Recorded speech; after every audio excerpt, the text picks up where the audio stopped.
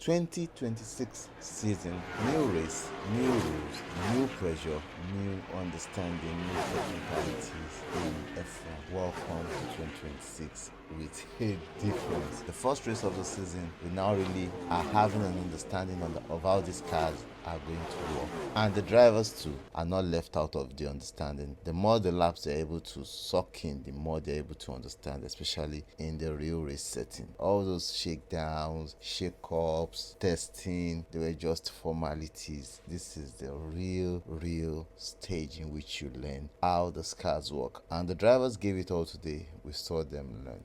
We had 16 drivers finishing the race. 2 drivers could not start the race. Talking about Oscar Piastri during the formation lap, got trigger happy, I think, and just got out of place. Got his car in the wall, and that was end before the beginning for him. And also to Nico Hulkenberg, had some issues, got the car back in the pit lane, thought the car would be able to run, but at the end of the day.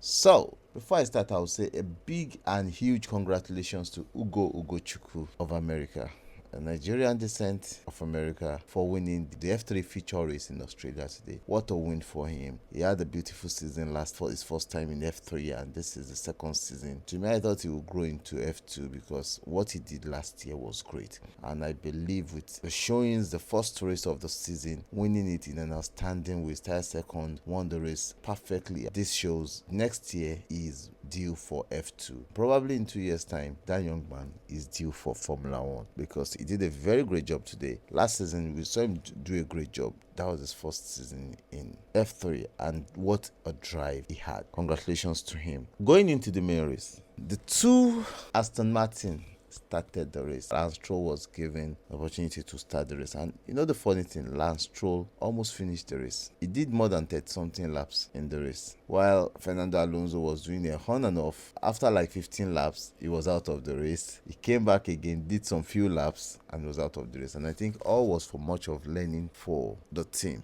Great one for Cadillac. Sergio Perez was able to finish the race. Bottas was unable to finish the race, and that was, for me, it was not a happy one for me, for Bottas not being able to finish, because Cadillac still has a lot to learn. Some people will be like, Cadillac didn't really do a good job. No, I think Cadillac did a good job. Coming into new regulations, new car designs, they have to design their car themselves. And I think one of the issues they might be having is in the car design, which they might improve next year. Cooling might be their issue, or some vibrations or whatever. That was why Valtteri Bottas had to stop the car. But Sergio Perez had decent battles, especially with his old foe Liam Lawson. Clash.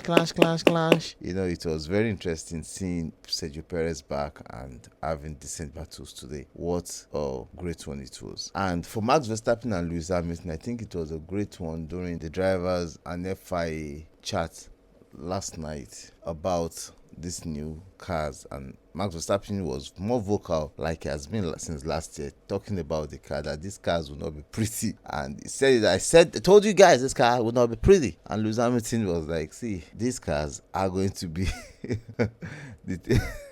funny, because you are clipping, you are losing battery power. This is not really looking like Formula 1. It's just like they're taking them back instead of moving them forward. But the F1 director was not happy, and person of Stefano Domenicali, with the criticism of Max Verstappen and Lewis Hamilton, and he was really furious about it. But I think they are right, because for us the fans, this was very interesting. For the past 2 seasons, you watch some races, you'll be sleeping, you'll be waking up, but now you can see a lot of overtakes from beginning of the race. And it was very interesting to see the Ferrari small turbo giving them the advantage at the beginning of the race. Ferrari at the beginning of the race. They had the super small turbo that can turbocharge them ahead of others. It could have been a Ferrari 1 and 2, but all those blockings. George Russell lost the first position. Kimi Antonelli lost the second position. Came way back fighting. That made the fight very interesting. Kimi Antonelli and the others, while he went from second to, I think, 7th or 8th. Charles Leclerc from 4th to 1st. Lewis Hamilton from 7th to 3rd. George Russell from 1st to 2nd. So now the battle begins. Charles Leclerc and George Russell gave us a beautiful battle. Overtake and re-overtake.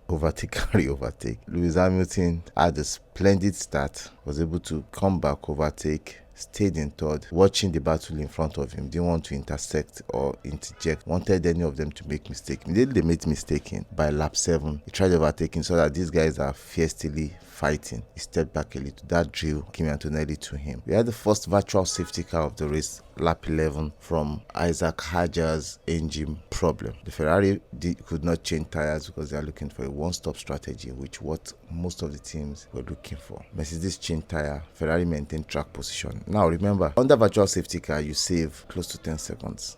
Ferrari blew it up. They refused to change tire, and Lewis Hamilton was like, at least change one of us tires. When you change one of the driver's tires, it put them in an opportunity of fighting. Why? It puts Mercedes under pressure because Mercedes is their closest rival. It puts them under pressure. They've jumped Mercedes. Now they have the opportunity to sandwich the Mercedes. So the Mercedes at the point might be confused of either changing or not changing, which drags on. You understand? Ferrari refused. 3 laps later, Bottas Cadillac was stopped. Before the pit entry was closed, Ferrari refused to pit again and they lost all chances. Even Max Verstappen on that tires pitted. They lost all chances. By the time they had to pit under their own terms. And what happened? They were way back. They had to start drawing themselves back in which was. They couldn't make it again. They couldn't make it again. And that was what really set Ferrari behind. And I think these are strategic cook in which Ferrari cooked themselves over and over again last season. This season, they could have changed that, pitted one person to give them an advantage of fighting. And Ferrari really blew it up. But I think going into